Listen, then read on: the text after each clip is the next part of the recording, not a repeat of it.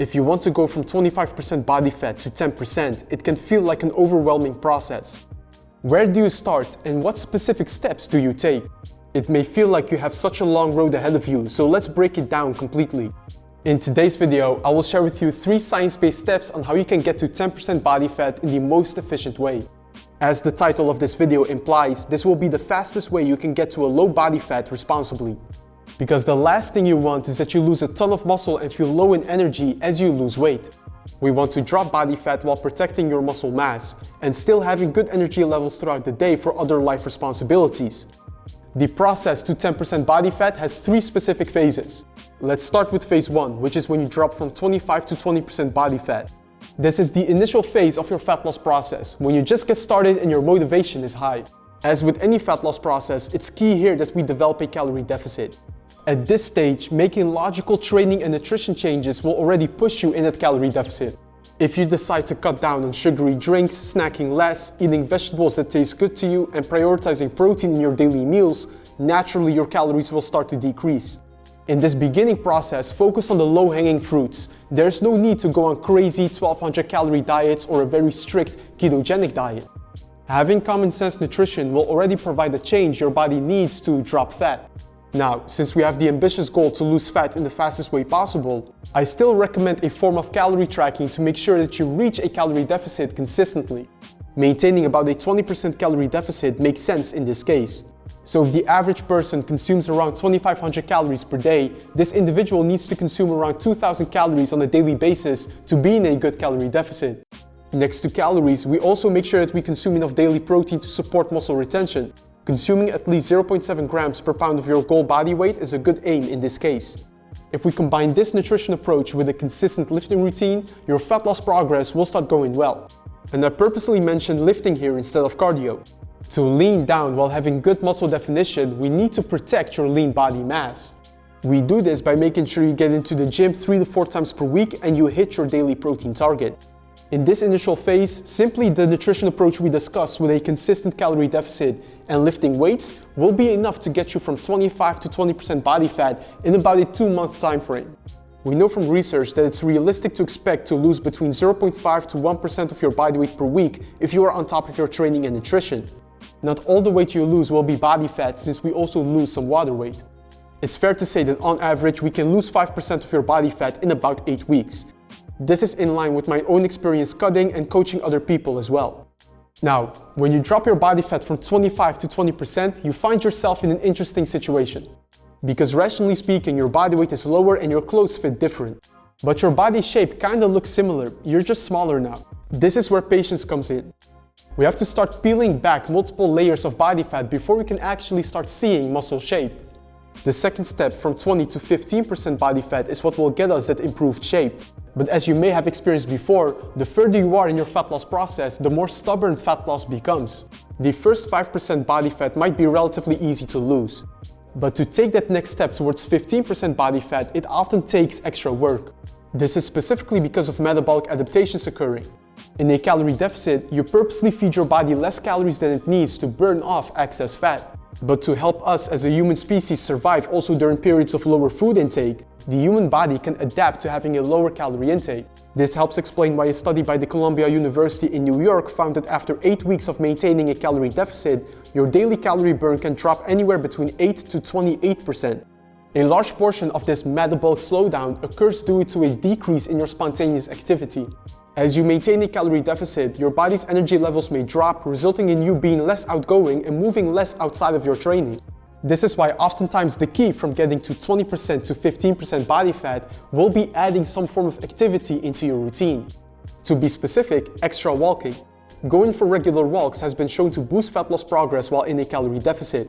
This boost of extra activity is exactly what we need to counteract the metabolic adaptations.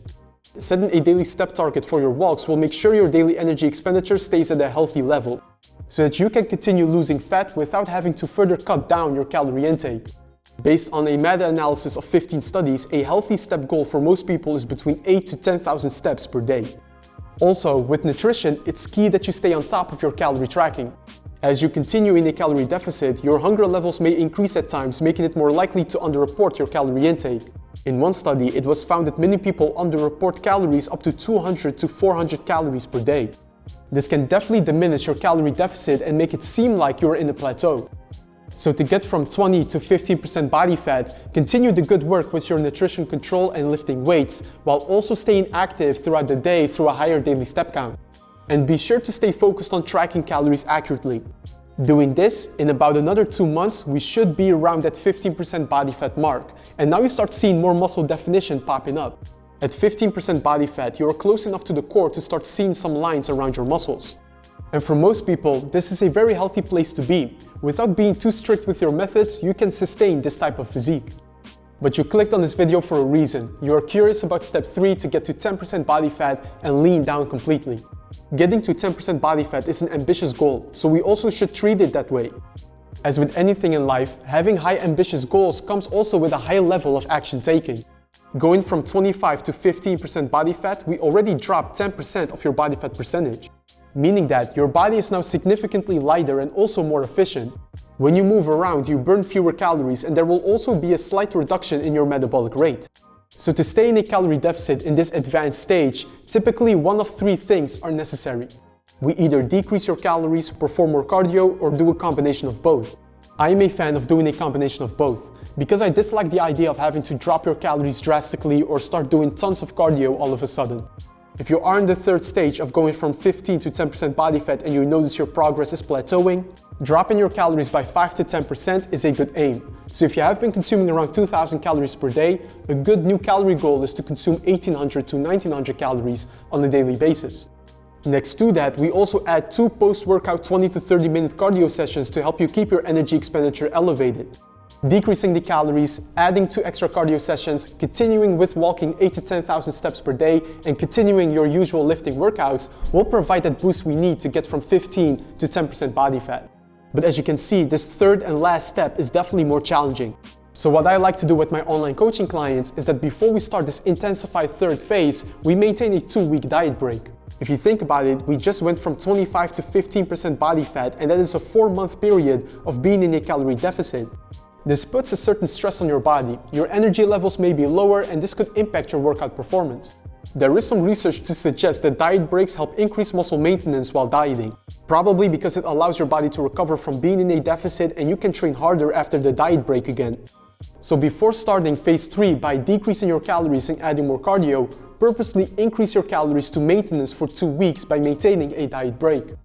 During a diet break, your calories are up to your estimated maintenance calories for 14 days. After this, you go at it hard again for another 2 months to get to that 10% body fat.